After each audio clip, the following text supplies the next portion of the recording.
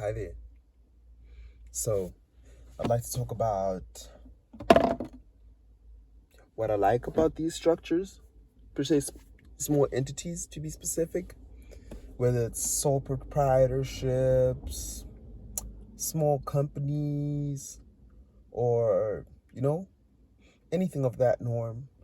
I've noticed throughout 2020 as well as this year, because obviously with the whole COVID-19 situation, we're still facing some trials and tribulations and the strikes that have been happening, the recent uproar concerning, President Zuma, former President Zuma, and all of that stuff.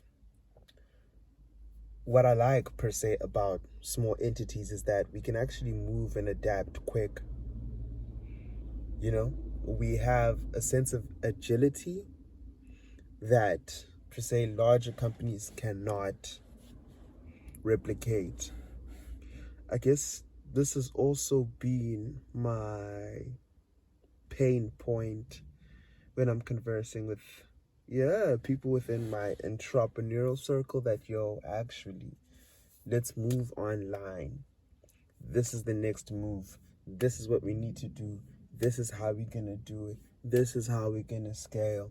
This is how we're going to get to the next level, take less risk.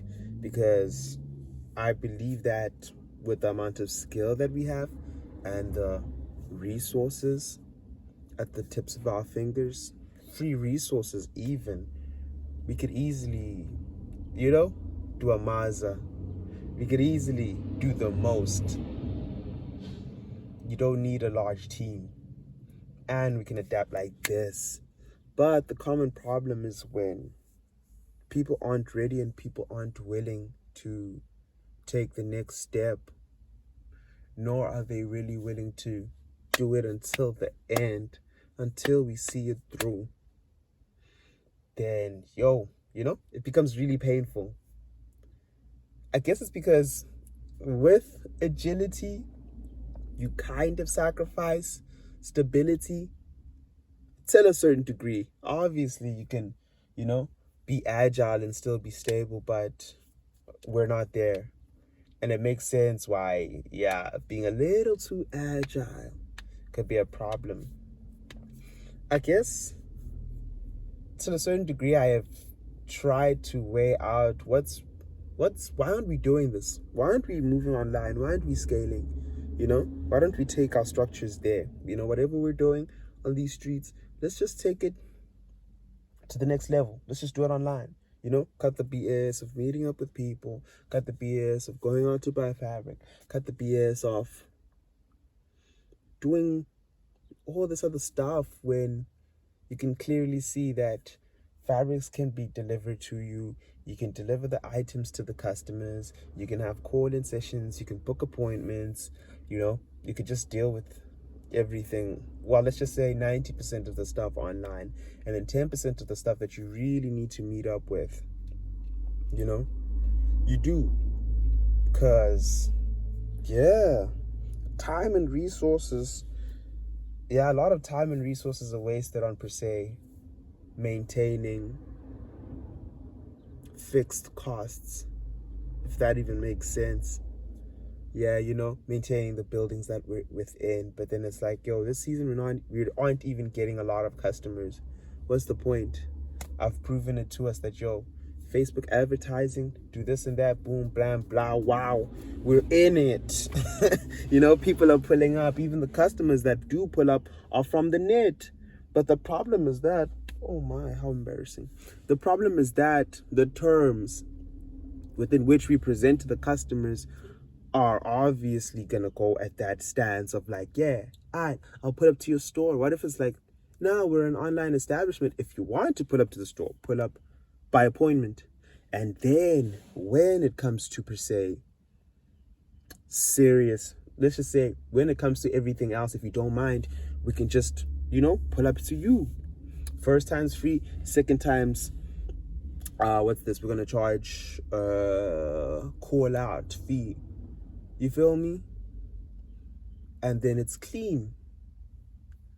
And I guess it's a norm in fashion, that I'm looking at, and I'm like, COVID kind of made it obvious that we don't really need to meet up.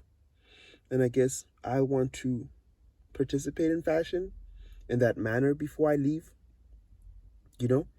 Let's really be agile. I don't want to go out and buy fabrics no more.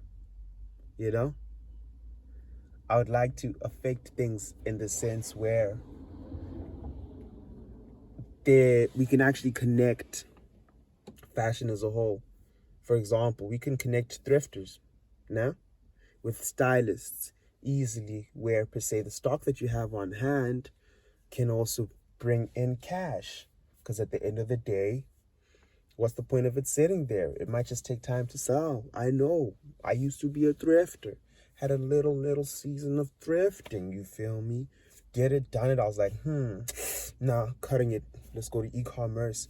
But I noticed, per se, working with God's will, giving some of the items that I've designed, giving him some of the items that I thrifted, and then noticing that actually, if we could replicate this relation, and per se deliver the stuff to God's will, and he's clean, you know what I'm saying? Obviously, charge a fee for the items being rented, and formalize this little relation that we have and make things efficient for him and efficient for me. It's a win-win, and that can only come from agility. And I guess, it's a little side note, one thing that I noticed in terms of, per se, people not hearing my chat, is I understood that maybe it's a matter of familiarity. That's why my chat is not landing as much. Yeah, we're homeboys, so, homeboy chats, let's smoke a J and just talk stuff, and then that's it. But it's like, I'm dead serious at this point in time. Dead serious. I'm not just reading these books, on capitalism, dead capital, and economics, and per se startups just for the fun of it. It's like, bro, I'm trying to take it there. This ain't even hustle no more.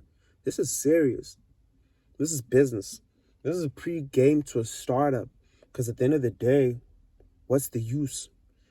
We're not running businesses. Don't get it mistook. We're running entrepreneurial ventures, especially when you just start noticing our approach, and especially the more we engage in an innovative manner. We're clean. But yeah, that's my little side note. So I noticed it's probably because of familiarity, Familiarity, or probably you don't rate me enough. You rate me as a homie, but in terms of business, you don't rate me, which is understandable. It's still early in the game. Everybody listens to whoever has the cash, not who has the ideas. It makes sense. But my chat is, back to the main point in terms of agility, I believe that we should really maximize on this agility. Understand instability is a thing, it's a risk, but what do we have to lose? When you're close enough to zero, or let's just say when you've set your mind on being willing to take the loss, you know what I'm saying? You're ready to pay the cost to be the boss, then it's good. Let's be agile.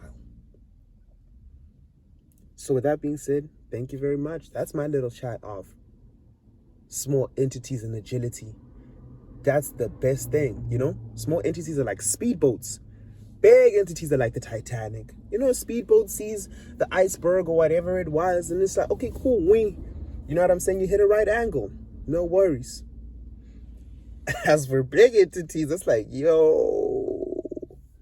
still got passengers, still gotta do this and that, you still gotta stare, it's even a little late, you're hitting the tippy top.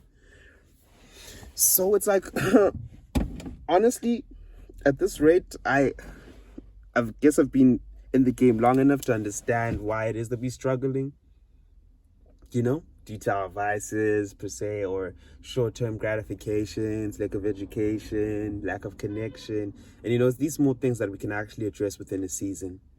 And once having had addressed it within a season, we can actually conquer it. You feel me? And within 2 seasons, we're clean. And yes, we really need to utilize the agility at hand. Thank you for listening to my talk. Have a good day.